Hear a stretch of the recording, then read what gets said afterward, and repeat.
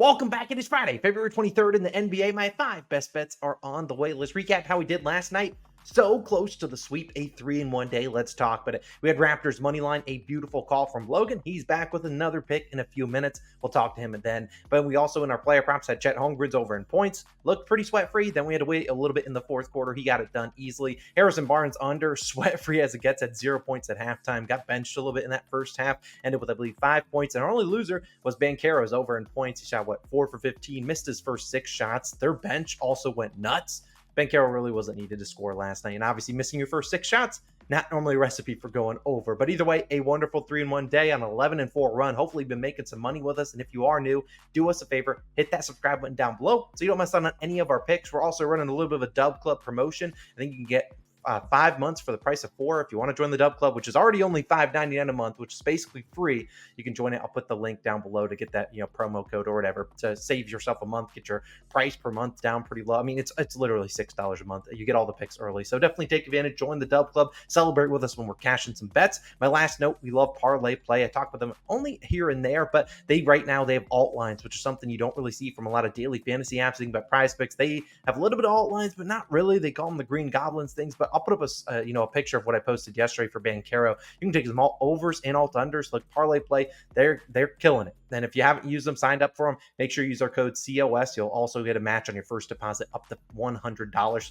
Pretty good offer if you say so myself. Parlay play, love them. Don't know if I'll have a parlay play entry today, but you can definitely combine the player props we will talk about in one moment. And heck, let's just dive into the player props. A reminder: parlay play, sign up, use code COS or the link in the description so you get a match on your first deposit up to $100. Take advantage of those alt lines. But you guys came here for some NBA picks. It's Friday. We have a big slate, a lot of teams on back-to-backs. We'll kind of try to navigate this slate. 5 picks. Let's dive into the first one. It's the guy on the thumbnail.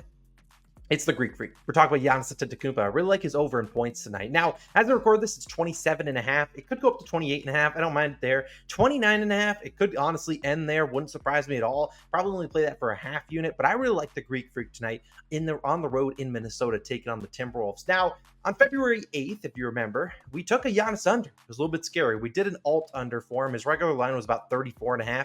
We did an alt under with him under 36.5 points, and Ant-Man to score 20 plus points in an identical matchup where they were taking on the Timberwolves.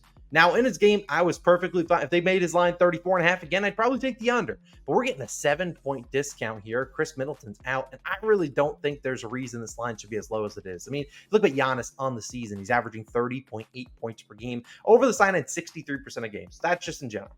Now you throw him on the road where he normally has to step up. He's averaging 33 a game.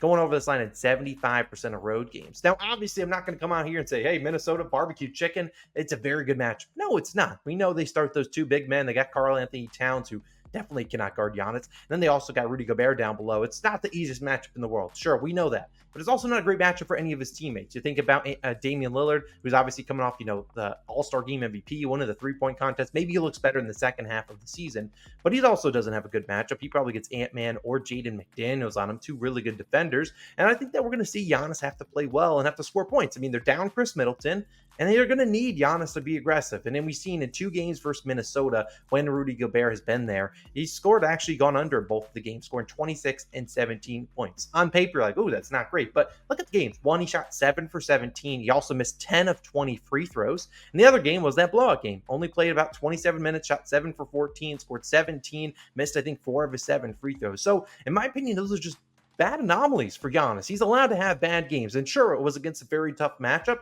but I still do think that there's some positive regression here for Giannis going to kick in. And 27.5, well, it's normally a high line for anyone.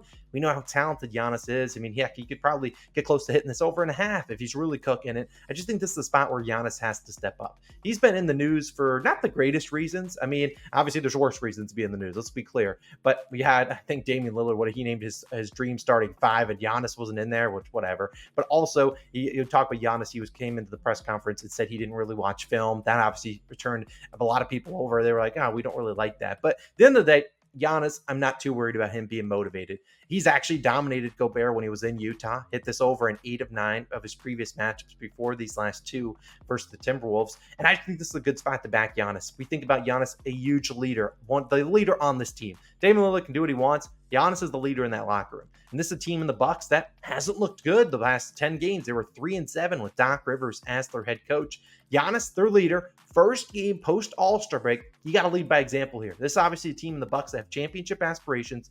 If they're going to get there, they got about 26 games left, 25 after tonight. They're going to need Giannis to set the tempo and set the pace. Like, hey, we need to step up. We need to play better. And that kind of leads with your star player and Giannis playing well. So tonight, we're getting Greek Freaky, taking his over, 27.5 points. No Chris Middleton. I really think Giannis dominates his Timberwolves team. But that is my favorite player prop of the day. I got a couple more in a moment. But Logan delivered a wonderful winner with the Raptors on the money line yesterday. I don't know if he can deliver as easy of a winner as that was, but I'm going to let you take the floor, Logan. What do you got for the people today? The Raptors delivered us a no-sweat bet last night. Can they do it for us again tonight? I'm taking the Raptors plus 7.5 as my best bet today. Minus 115 odds on ESPN Bet. Currently your best value. Now, if you're like, Logan, I only have 6.5 on my book. Should I play it there? I would be comfortable playing at 6.5, but when it comes to these spreads, they fluctuate all the time. So obviously you got to line shop. If I'm getting an extra point for not a whole lot of juice, I'm going to go ahead and take the 7.5 personally. Now, we're riding the Toronto Raptors once again. They've been a good team profit-wise for us. We're 2-0 on Raptors spreads. We're going for 3-0 once again tonight. It's going to be a little bit more of an uphill battle, though, because they are on a back end of a back-to-back in Atlanta in this one. But you know what? This is a squad full of young players. This is not an old head type squad. They have a lot of young legs. They should be able to get up for this game and perform well. We look at the reason they're getting all these points is because they are on a back end of a back-to-back. If this was equal rest, maybe it's only 3 or 4 points for the Toronto Raptors. So I'm gladly go ahead and take the extra ones in our pocket in this one. In their most recent January matchup, we look at when these two teams played. The Hawks won 126-125 in Atlanta. Go look at the box score in that game. The Raptors started Dennis Schroeder and Thaddeus Young. I mean, those guys are not key players or guys on this team anymore. You got R.J. Barrett, Jakob Poeltl, or Emmanuel quickly did not play in that game for Toronto. So obviously, we're going to have a different matchup this time around. And I would say those are all good advantages. Those are all players that I want on the court and I think are going to really benefit us. We look in the box score of that game as well. Toronto outscored Atlanta 24-8 in the fast break in that game. And we're hoping for a similar result today. Why? Because the Raptors are a good fast break team. They're first in the NBA when it comes to fast break scoring. Against the Nets last night, they absolutely feasted in the fast break, and that's kind of what my analysis for that pick was. The Raptors scored 46 fast break points against a bad Nets fast break defense. Well, today, they faced an Atlanta defense that is 28th in opponents' fast break points allowed. So once again, a favorable matchup for the Toronto Raptors. Can they go out in the fast break, play up tempo, and get some baskets that way? I really do think they get it done for us there. I think they're obviously we got guys like Quickly and RJ Barrett that know how to play fast. That's the identity of this team, and I think that's what they get against Atlanta today. We look at Toronto's defense, third best in opponents' free throw attempts per field goal attempts. I mentioned this ratio. I mentioned this exact same analysis yesterday. I like defenses that make you rely on shot making rather than living at the free throw line. Again, got to earn it. And I don't mean earn it at the foul line. I mean earn it from the field. Atlanta isn't as good as you think when it comes to shooting this season. They're just 23rd in shooting percentage as a whole. And you break it down, they're 20th in 3-point percentage, 20th in 2-point percentage as well. So if Toronto can force them into having to make shots, there's a really good chance that the shots don't fall for Atlanta, and this is a team that, if we look back to that last matchup, I would kind of call it best case scenario for Atlanta. Look at the box score. Trae Young went for 30, Sadiq Bey went for 26, Bogdan went for 24, and they still only won by 1 against a Raptors team back then that wasn't as good as they are now. It's a lot of points that Toronto did allow back then. Obviously, you look at the total in this one, it's high. It's set high once again. Toronto can allow the points. That's definitely a thing. Trae Young's going to get his.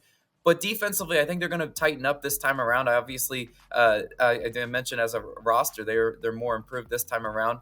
And I liked what my eyeball saw last night in Toronto. Yes, I watched some Toronto Raptors basketball. Judge me there.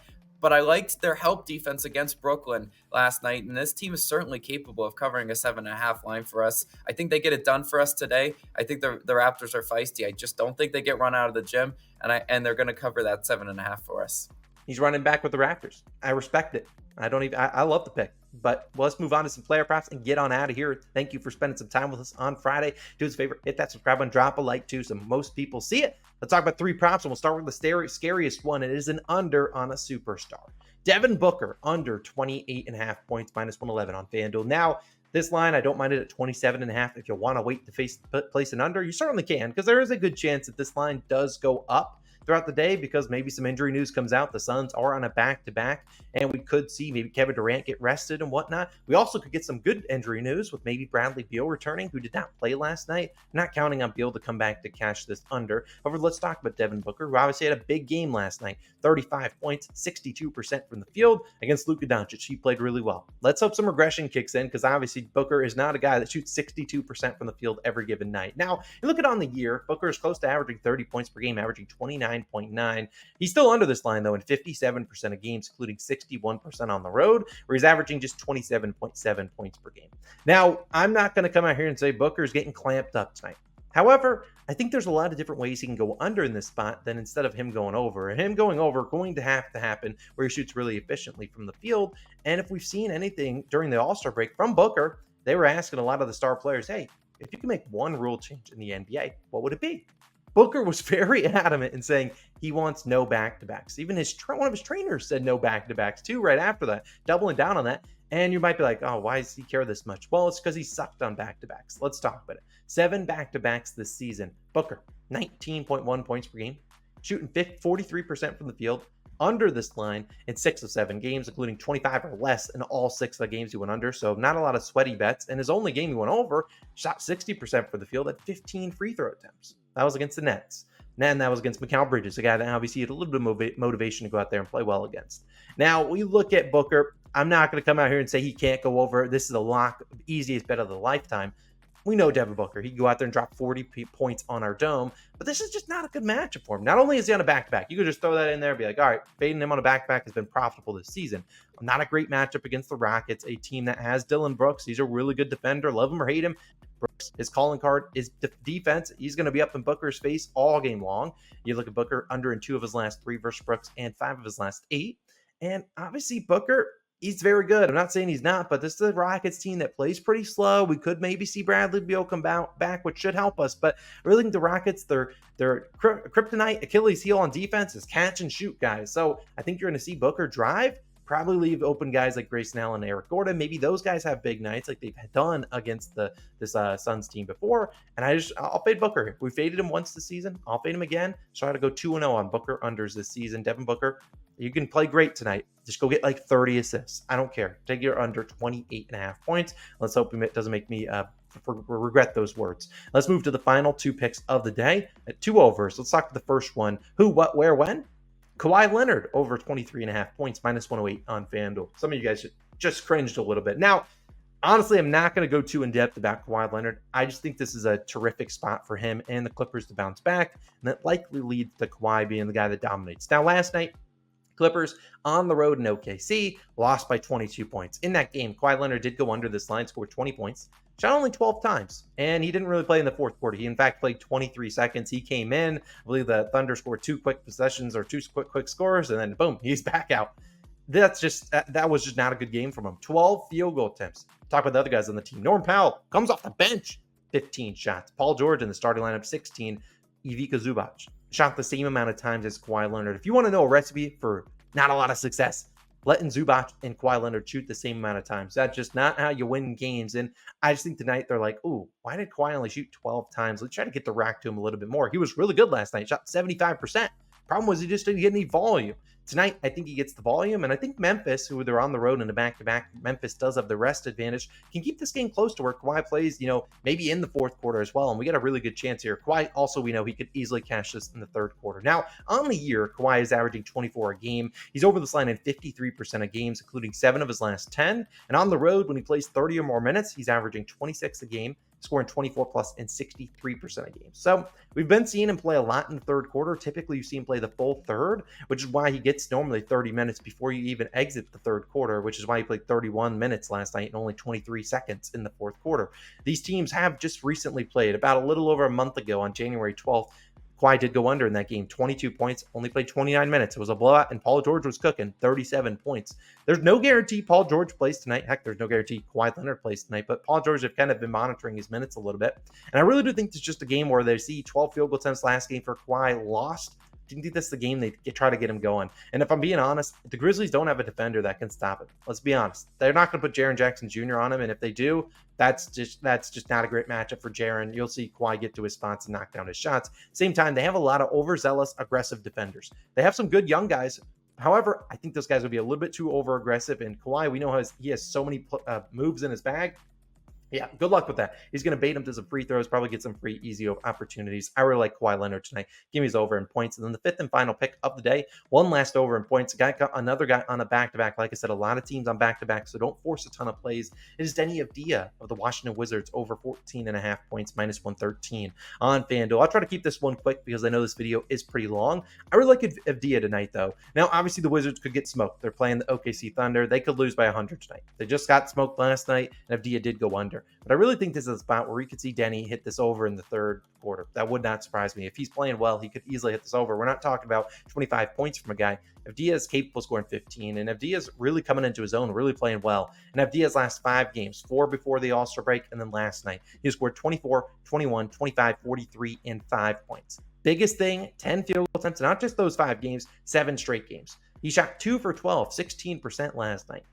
I mean, like, if you tell me we're taking an over 14.5 points and I can potentially get 12 shots, I mean, I'm probably going to take it with a lot of guys. That's names like Killian Hayes. But at the end of the day, I mean, Killian Hayes just caught a stray. But I really think this is a good spot to back Avdia. Now, they obviously could get smoked. Yeah, blowout potential. That happens. Whatever. It is the NBA. There's going to be a lot of blowouts tonight because it's back-to-back for a lot of teams. But I just think this is a good spot to back up a guy that is coming off a bad game. The best way to put a bad game behind you is to play well the next game. And it's an easy opportunity for him. Boom. Just forget about that game. Make it a one-game sample size. You're like, oh, 2 for 12, missed some shots I normally make. Let's get out and start hot tonight. And that can happen. We saw him play well against them. January 8th against OKC, 17 points, only shot 8 times. This was back when, he wasn't really being too aggressive. But now he's being more aggressive. He's playing well. And also, Jordan Poole's down on the bench. Now, I can't guarantee he's on the bench tonight, but I wouldn't be surprised if they bench him again. He sucked last night. And so with him on the bench, they're going to have more opportunities for Denny Avdia to score. And if he continues to shoot 10 times, I'll take this bet any day of the week. I mean, when he's attempted 10 or more shots, which he's done in 23 games, including 7 straight, he scored 15 points, hitting this over 65% of games. He's averaged 17.7 in those games. And on the road with 10 shots, it's up to 18.3 points per game. One of the other reasons I really like it is I don't like the matchup for a lot of his teammates. Josh Giddey, though, might be the guy that guards Denny Avdia. That would not surprise me. Josh Giddey, obviously, they're starting 4. It's kind of what Denny Avdia plays. He's their starting 4. You might have J-Dub, Jalen Williams on Kuzma. He's a really good defender. Lou Dort probably on Tyus Jones. Shai Gilgeous-Alexander will guard whoever else is starting for their shooting guard. But I wouldn't be surprised if we get Giddey defending him, and that's just a good spot, I think, for Denny to be a little bit aggressive here. So I really think if he's aggressive and knocks down some shots tonight, I mean, heck, he shot 2 for 12 last night, but he kept shooting, which is something that you can never guarantee from Denny. It felt like earlier in the season, Denny, if he missed his first 2 or 3 shots, boom, he's shooting 3 shots. That's what he's doing tonight. But he's been playing aggressive tonight. He's really playing well. I think this is a good spot to back him. So give me Denny Avdia's over in points, 14.5. I don't mind it at 15.5. However, I'd play the 14.5 up to minus 135 before moving to 15.5 for a half unit play.